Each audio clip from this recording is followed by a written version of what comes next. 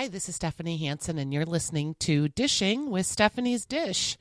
I had such a great experience last night. I went to the live podcast taping of Sporkful, which is a podcast that talks to people and gets their stories and their insights kind of through their experiences with food. It is hosted by Pashman, and he is a guy who I believe is from Brooklyn, and it was the first time that he'd been to the Twin Cities. So we went to the Amsetrdam Bar and Grill, my husband and I, and it was sold out. There were a lot of people there.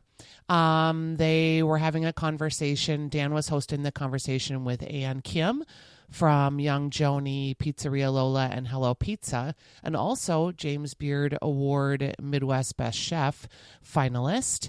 And then Dessa also was there. Before the night, it was funny. It's like April 11th, and it was a total snowstorm in the Twin Cities. So I was planning to go with 3 girlfriends, and I ended up having to beg my husband to go. But it was super fun. We started out, we went to the St. Paul Grill. And if you haven't been to the St. Paul Grill in the bar, it's just such a great spot to pop into if you're in downtown St. Paul. The drinks are always great. You can get the same menu that they serve in the restaurant, but they also have a little bit of an abbreviated bar menu. So they have like the Caesar salad, the salmon, but they also have these little like kitchen sandwiches that are on potato rolls.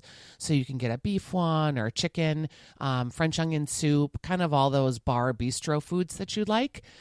So we went there for dinner. Of course, I had 3 things. I had the crab cake, which I didn't realize it, but it came with a little frisee salad. So had I have realized that, I probably would have just ordered the crab cake, but I wanted salad too.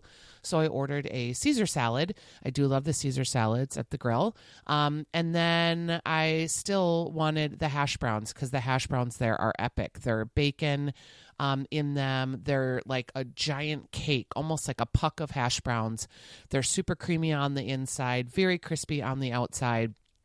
So I have this giant plate of hash browns, my crab cake, and then I have a Caesar salad. So we got started there, and then we went to the Amsetrdam Bar and Grill to see the podcast, but I wanted to bring the hash browns with me, of course. I wasn't going to leave like 3/4 of the puck behind. So I had them box them up for me, and I didn't have a bag, so I just put them in my purse. So by the time we get to Amsetrdam Bar, after walking through a snowstorm, because again, on April 11th in the Twin Cities, it was really, really snowing. We get there, and it was super fun to just see some of the folks that I know. I ran into some folks from the Heavy Table back at Dilly. Also ran into a gal that I worked with a while back at City Pages. Hi, Rachel612. And it was just really fun. It was fun to see how he does a podcast like that. He has way more notes, which is probably not shocking to any of you that listen to The Weekly Dish, but he's got it way more scripted out. And he's done background, and he got a chance to talk to Ann Kim. She was first. They talked for about an hour. And boy, is she just a delight. She talked about how she started her career in New York at college and sort of found her people out there. She was a Korean immigrant and grew up in the Twin Cities here when there weren't a lot of Korean immigrants around. Her parents were very driven people that worked really hard. She was able to go to college in New York, and out there she kind of found her people and thought she'd be an actress, and was back in the Twin Cities and ended up deciding to get into the restaurant business by opening up a Jimmy John's franchise of all things. I think it's so funny to think about Ann Kim over there making you an unwich. But her lawyer friend who was helping her with the franchise kind of talked her out of it. He said, you should just do your own thing. You've got this idea, you've got this vision. And her vision was to bring pizza, American pizza, to the forefront. And over time, the Korean influence came in, but only because if you think about it, that was the way she ate. That was what she knew. So she made a story about how when they had pizza at home, they always put kimchi on it. So thus the Zaza was born. She also talked about, he asked her what her favorite frozen pizza was, and she said Jack's Pizza, which I resonated with because I love a good Jack's Pizza. It is usually, if you're handy, you can get 4 pizzas for $10, and they're just great to have in your freezer. I don't know why I like them so much. I love the sauce. I love the thick, crispy cracker crust, And it's a great pizza to have at night to just throw on some onions and some oregano when you get home from the bar. And this is exactly how she described her pizza experience of getting home from the bar and putting that pizza in the oven and trying to soak up the last bits of what you shouldn't have been doing all night so that you wake up a little more refreshed the next day. So that was fun to listen to. And I really resonated with her story. I liked how she is owning her own authentic self. She's not trying to be anything she's not. She's not trying to, be this heavy-handed entry for you into Korean food or Korean culture. She's really just interpreting the dough, interpreting what she puts on that dough through her own experiences of her immigrant story. And really, if you think about food and you think about community and how so much of the food has come to us over the course of time, it is that. It's your experience and you want to bring that into the world and share it with others. And everyone's story is a little bit different. So it's pretty difficult to categorize like this is this type of restaurant or this is this type of chef. She's really, in some ways, to me, cooking the immigrant story, which is I'm an American, I've been influenced by this food, and I am going to put my version of this food out in the world.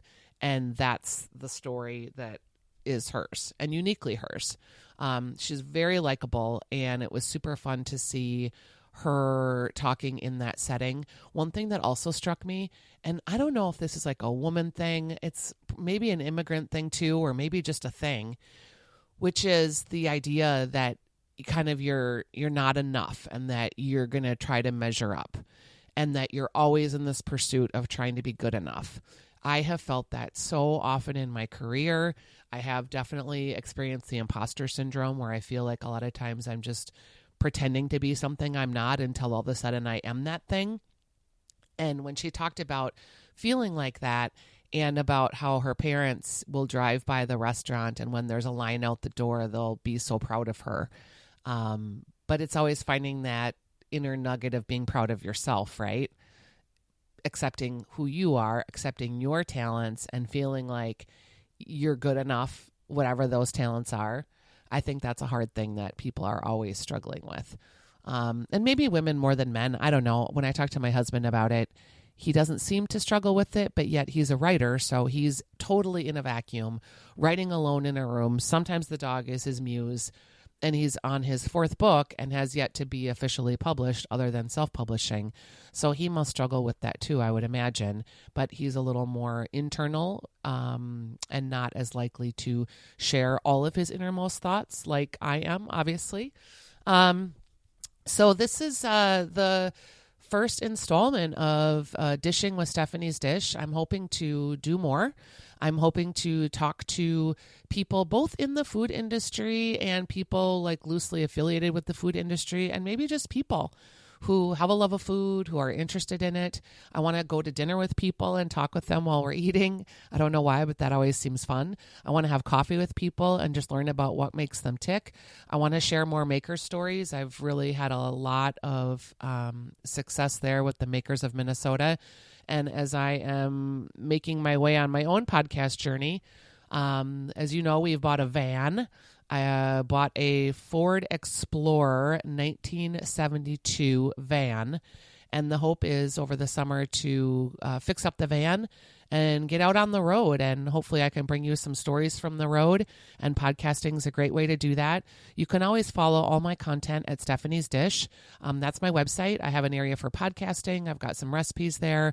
I've got pics from foods and things in the Twin Cities that I've covered. I've got some videos from my time as a contributor on The Jason Show. And I'm really just looking forward to expanding the platform here and getting the chance to know you guys better and just get out in the Twin Cities and beyond to talk with cool people doing cool things in the food scene.